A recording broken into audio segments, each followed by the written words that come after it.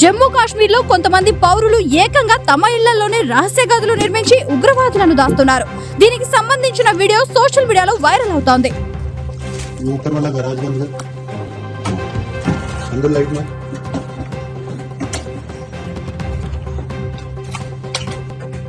Light अंदर ले जाओ, लाइट को जा अंदर जा। एक बंदा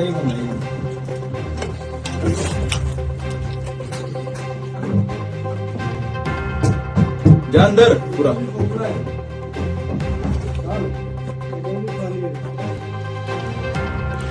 ये फोन दे इसको, अंदर फोन दे, अंदर अंदर का पूरा वीडियो बनाना। मोबाइल दे दो। पूरा है। हाँ पूरा चारों चारों अंदर जा, अंदर जा, जहाँ पे जा सकते हैं और अंदर।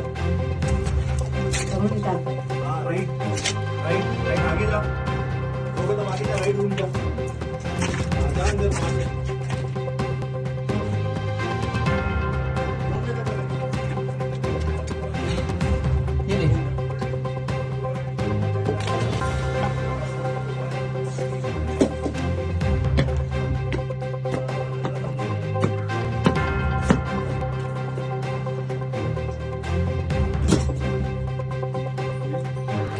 వివిడి న్యూస్ టీవీని తక్షణమే సబ్స్క్రైబ్ చేసుకోండి.